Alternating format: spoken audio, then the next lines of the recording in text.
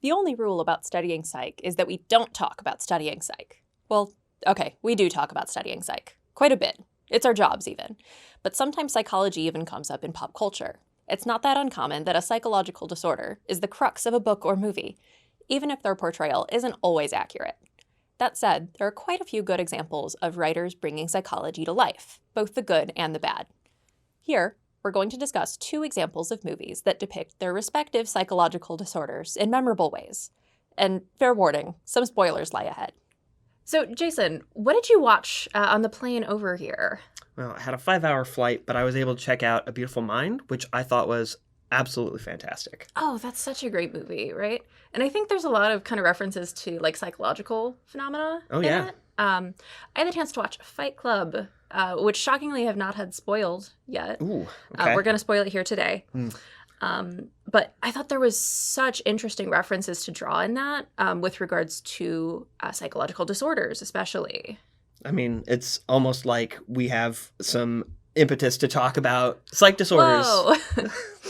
So why don't we get into it? So, Fight Club, you hadn't had that spoiled for you?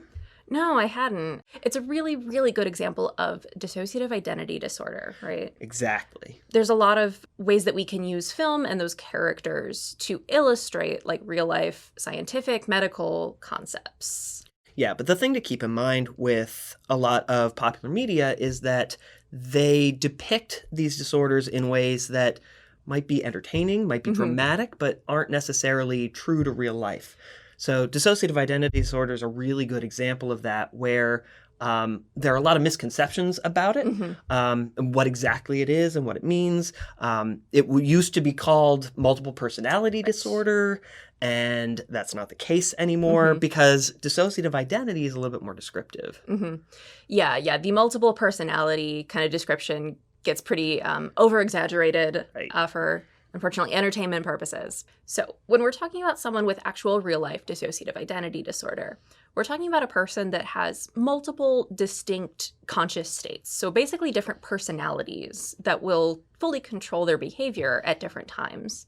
Typically, this is going to be associated with very extreme past trauma as a coping mechanism, a way to kind of maintain control over different types of situations. Right. And it's not normally the way we usually think about it, like, oh, who am I talking to now? It's more like used as a coping mechanism where a personality or a bunch of traits take over to deal with a situation that the person is not equipped to or not ready to cope with in the moment. Yeah, exactly. So this can involve like sorts of changing like skills or preferences to deal with those different situations. And these can be triggered by, for instance, flashbacks to traumatic things or kind of triggering situations. And between the switching of personalities, you can be left with sort of memory loss sometimes or like intrusive thoughts from other personalities.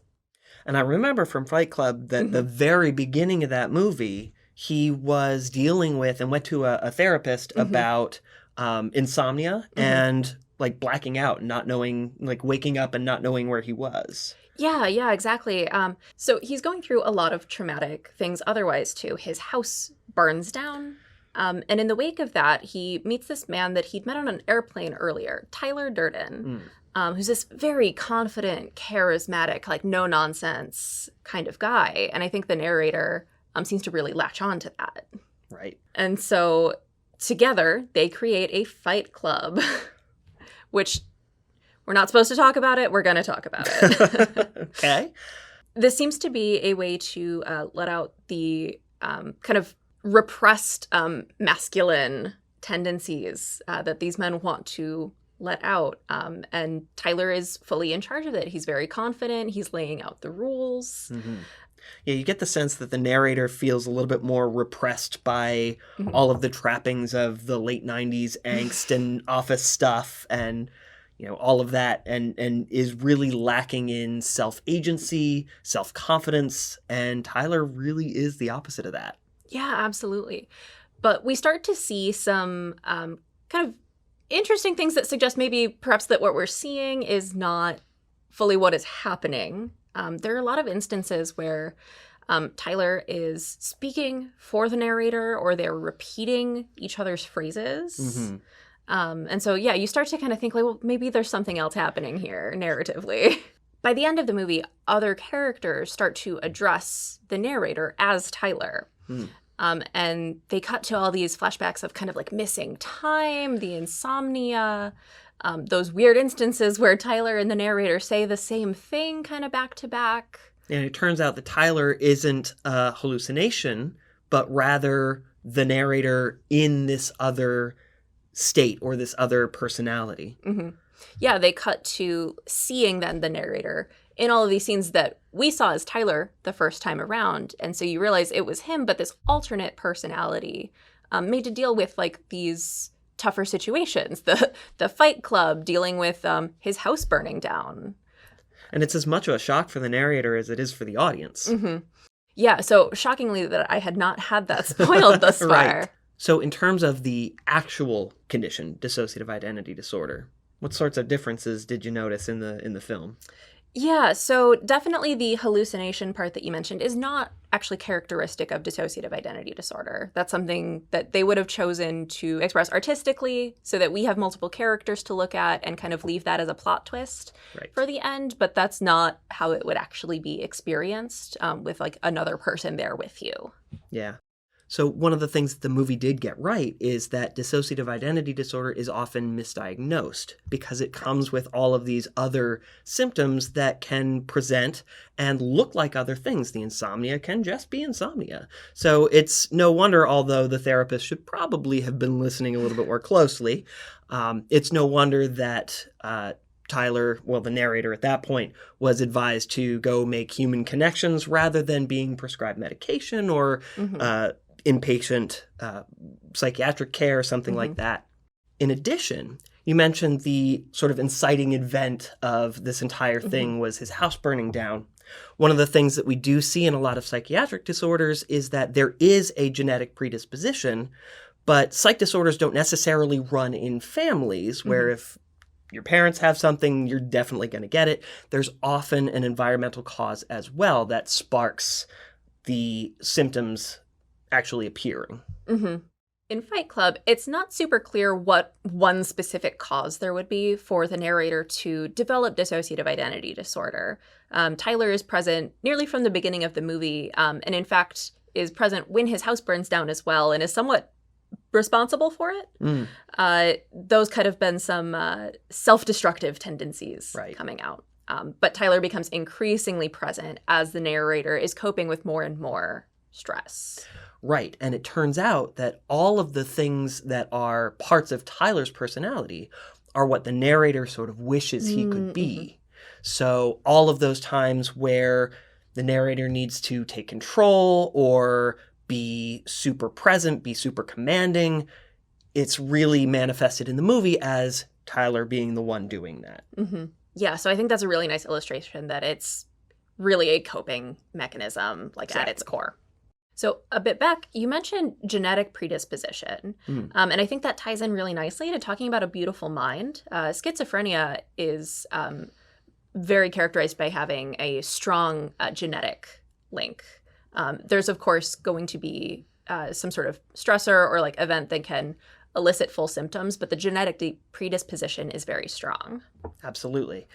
In the movie, John Nash begins exhibiting symptoms of schizophrenia around his 20s, which is something that's a little truer to life than the reality for John Nash, which was he didn't start exhibiting symptoms until he was 30 years old or a little older than that.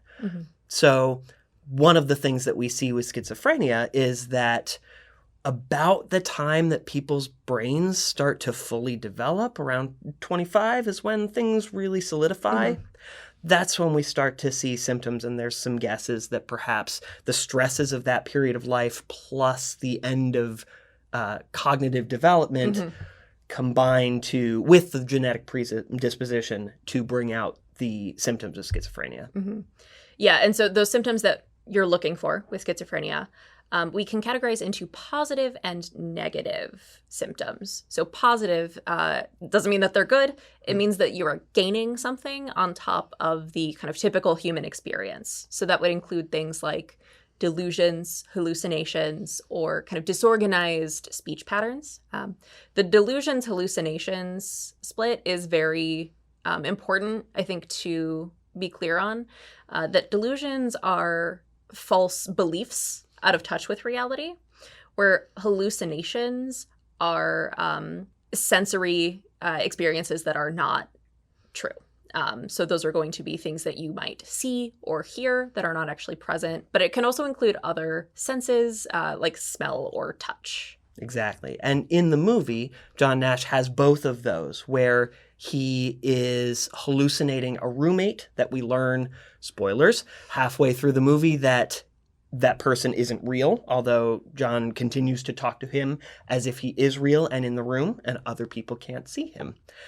In addition to that, John has, again, in the movie, John believes that he's being used by the government to spy on the Russians. And that is something that is a complete fiction, completely made up.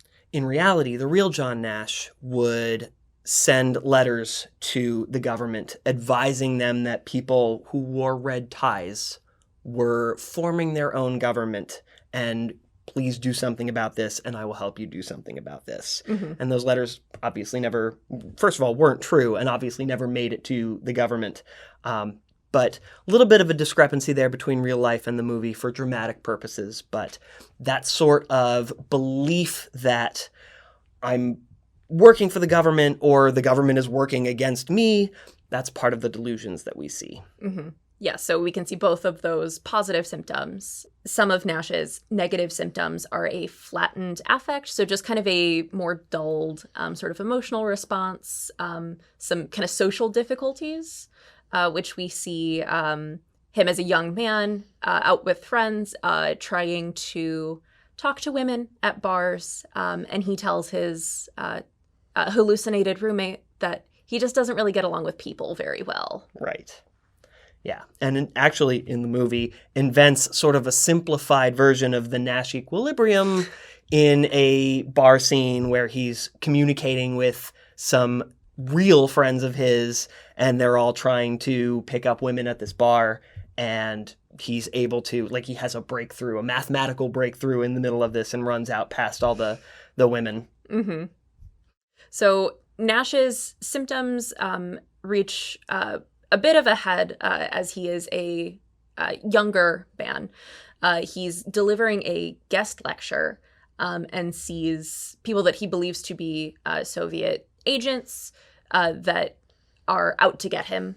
So he creates a huge scene in this lecture hall and ends up getting admitted to a psychiatric facility where they explain to him and Nash's wife that he appears to have schizophrenia. And they get him medicated, which does lessen those positive symptoms in particular. But they also carry side effects quite frequently. And this is something that, again, we see a lot with these kinds of disorders where it's hard to get these individuals to take their meds for a number of reasons. One, you mentioned, because it makes them feel different. It makes them feel like reality doesn't really match. It's less potent. It's less real to them. Mm-hmm. And they don't like that feeling. Who would? And so they stop taking their meds. Also, if you kind of believe that the medical profession is out to get you, you're going to be less likely to want to take those meds anyway. Mm-hmm. Yeah, I think you also get the kind of effect of like, oh, they're working, so I'm better now. Like taking medication, and they are working, but they're working because you take the medication. And so all around, there's a lot of issues with adherence, which is common for many psychological conditions. Many disorders, yeah. So in the film, with all of these side effects from the medication, Nash stops taking them. And again, his symptoms resurge. And in the sort of climax of the film, he is off working on his mission for the government, leaves his infant son in a running bathtub, right. Which is obviously terrifying, which his wife come home to. The child is okay, but Nash believes that she is an enemy, knocks both her and their child to the ground. Super scary. And for families that are dealing with individuals who are suffering from these kinds of disorders, it can be quite the challenge just because of the reality of how somebody that you love now doesn't recognize you or trust you anymore. Mm-hmm. So amidst all of this chaos, Nash's wife decides that she needs to leave him, and that sort of proves as the breaking point for him. That's enough to make him realize, oh, wait, these are hallucinations. I just realized that many of these things are not, in fact, real.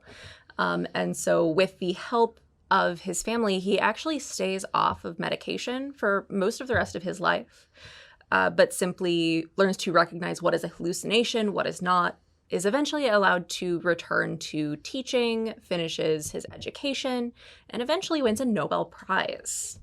Sweet.